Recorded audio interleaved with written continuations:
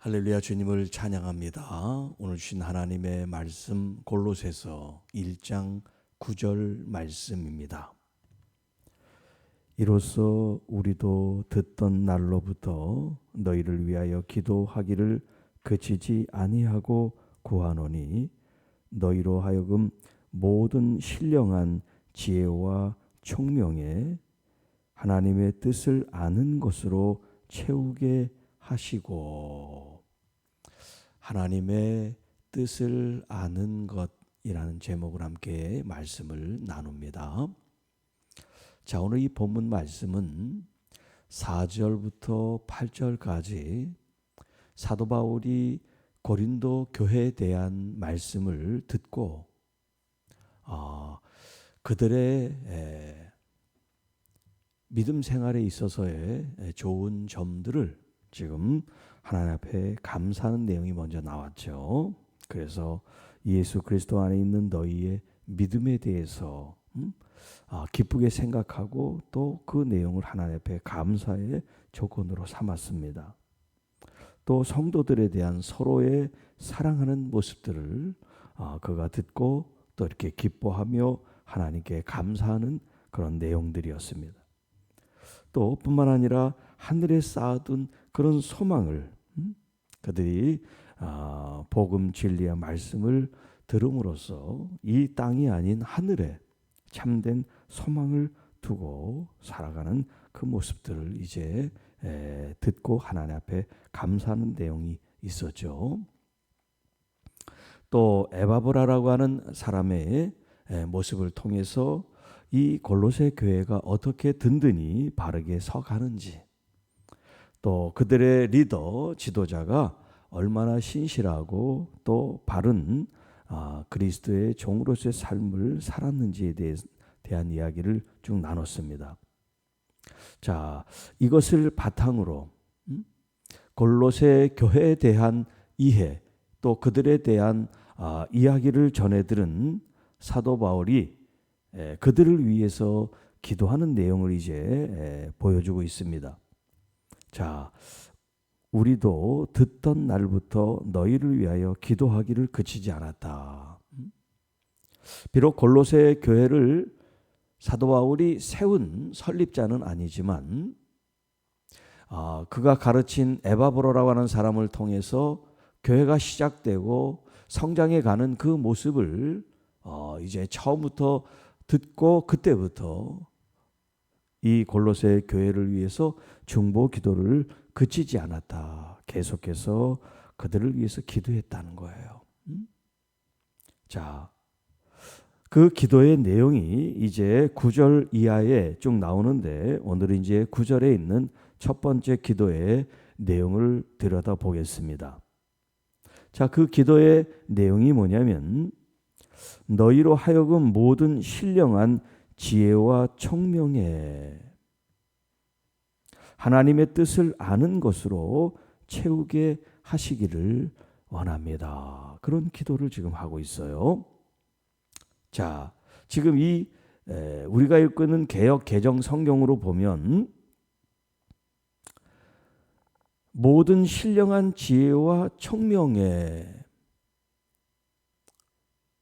이것이 지금 목적처럼 돼 있는데 다른 번역본으로 보면 이렇게 소개를 하고 있어요. 표준 새 번역에 우리는 하나님께서 여러분에게 모든 신령한 지혜와 총명으로 하나님의 뜻을 아는 지식을 채워주시기를 빕니다. 이렇게 번역을 했고요. 또 공동 번역에는 우리는 여러분이 성령께서 주시는 모든 지혜와 판단력으로 하느님의 뜻을 충분히 깨닫게 되기를 빌어왔습니다. 자, 지금 우리가 읽고 있는 이 개역 개정 성경과 뒤에서 소개한 이 새 번역과 공동 번역의 차이가 있는데 어떤 차이냐면 모든 신령한 지혜와 총명의 이제 이 개역 개정의 중요성, 또 거기가 목적이 돼 있는 그런 번역이고, 나머지 지금 이 뒤에 있는 번역은 어디에 목적이 돼 있냐면 하나님의 뜻을 아는 것에 목적이 돼 있어요. 그래서 이 새 번역과 공동 번역으로 이제 푼다면 뭐냐면, 하나님의 뜻을 아는데 무엇로 아느냐면 모든 신령한 지혜와 총명으로서 하나님의 지혜를 알아간다. 그것으로 채워지는 것입니다. 이렇게 이제 번역이 돼 있는데, 우리 지금 이 개역 개정, 우리가 지금 읽고 있는 이 성경은 하나님을 알아가는 이 지식이 목적이 아니라 이 신령한 지혜와 총명이 목적으로 돼 버렸어요. 네. 자, 그래서 이제 그 뒤에 이제 붙는 조사라 그러죠. 조사가 다른데 어떻게 다르냐면, 모든 신령한 지혜와 총명에, 애라고 번역을 했기 때문에 이 신령한 지혜와 총명이 목적이 돼 버렸어요. 여기에 이 하나님의 지식이 필요한 거다. 이 하나님의 지식이 신령한 총명과 지혜에 필요한 것으로 돼 버렸어요. 그런데 나머지 이제 다른 번역들을 보면 그렇지 않고 모든 신령한 지혜와 총명으로 이렇게 번역했어요. 조사가 달라요. 의로. 이 의로라고 될 때는 지금 이 지혜와 총명을 가지고 뭘 위해서냐면 하나님의 뜻을 아는 지식에, 이 하나님의 뜻을 아는 지식에 이 지혜와 총명이 지금 동원되는 거예요. 쓰임새가 있는 거예요. 그런데 우리 개역개정은 이게 거꾸로 됐어요. 이 의미를 좀 이해하시겠죠? 이게 굉장히 중요합니다. 왜냐하면 뒤에 이제 성경을, 기도 내용을 쭉 보면 알지만 사도 바울이 기도하는 건 우리의 지혜와 총명이 아니에요. 이건 수단이에요. 뭘 위해서 하냐면 하나님의 뜻을 알기 위해서. 이제 10절에 가면 하나님을 아는 것이라는 말씀이 나와요. 사도 바울이 지금 이 본문 속에서 기도한 내용은 우리의 그 신령한 지혜와 총명을 위해서 기도하는 게 아니에요. 이건 수단이에요. 하나님의 뜻을 어떻게 알아갑니까? 어떻게 채워갑니까? 그것은 신령한 지혜와 총명이 있어야 하나님의 뜻을 우리가 이해하고 깨닫고 그것으로 채워나갑니다. 이게 바른 해석인데, 여기 이제 의로라고 조사를 붙이지 않고 애라고 붙여서 뜻을 좀 이렇게 잘못 이해하게 번역을 했다 하는 지적을 우리가 해야 되겠습니다. 자, 그러면 여기 모든 신령한 지혜와 총명이라고 하는 이 말이 무슨 말이냐? 여기 이제 신령한이라는 이 표현은 성령으로 충만한, 성령에 의한 이런 의미예요. 그러니까 신령한이라고 하는 이 번역도 영적으로 혹은 영적인 건데 좀 더 뭔가 좀 신비스러운 이런 의미의 신령한 이전 뜻인데, 이 신령한이라는 이 번역도 성령에 의해서 성령님의 그 충만함을 가진 그 총명과 그 분별력 혹은 판단력, 그 이해력, 이렇게 우리가 이해를 할 수가 있어요. 단순히 신령한 총명과 지혜와 총명이 아니라 성령께서 우리의 지혜와 총명을 충만하게 하거나 혹은 더 어떤 그 통찰력을 부여해 주신다든가, 성령이 우리의 지혜를 지혜롭게 혹은 총명을 총명하게 하심으로 말미암아 우리가 하나님의 뜻을 알아가는데 더욱 온전해집니다 라는 그런 의미가 되겠어요.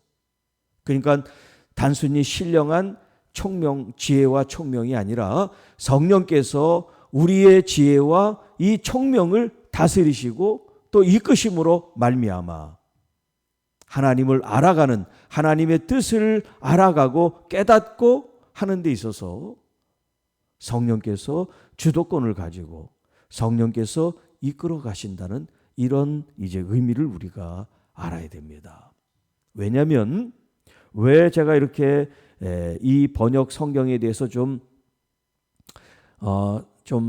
강하게 말씀을 드리냐면, 여기 지금 지혜와 총명이라는 것은 이 땅에서 우리가 취할 수 있는 그런 부분도 있습니다만 하나님의 뜻을 알아감에 있어서는 우리의 지혜, 우리의 어떤 그런 학습 능력, 우리의 인지 발달, 어떤 그런 성숙도, 이런 걸 가지고 하나님의 뜻을 찾고 이해하고 깨닫는 게 아니라는 거예요. 순수한 의미에서 성령께서 깨닫게 하시고 성령께서 그것을 이해하게 하시고 성령께서 그것을 우리가 받아들일 수 있도록 함으로써 하나님의 뜻을 우리가 알게 된다는 그런 의미이기 때문에 그래요. 자, 여기 지금 이 신령한 지혜와 총명이라는 것도 우리가 예수 그리스도 앞에서 복음 진리의 말씀에 대한 언급을 나눴습니다만, 복음 진리의 말씀, 그 핵심이 예수 그리스도라고 그랬죠. 그 예수 그리스도를 우리가 알아가고 또 그분의 하나님의 아들로서 오신 그 사역과 말씀들을 우리가 받아들이는데 우리의 이성적인 이런 지혜나 혹은 총명으로는 하나님의 아들로 이해하고 받아들일 수가 없어요. 이건 성령께서 우리의 마음에 깨우침을 주시고 그것을 알게 하셔야 예수 그리스도께서 이 땅에 이루신 하나님의 목적으로서 섭리로서 하신 일을 우리가 알게 된단 말이에요. 그러니까 단순히 지혜와 총명이 아니에요.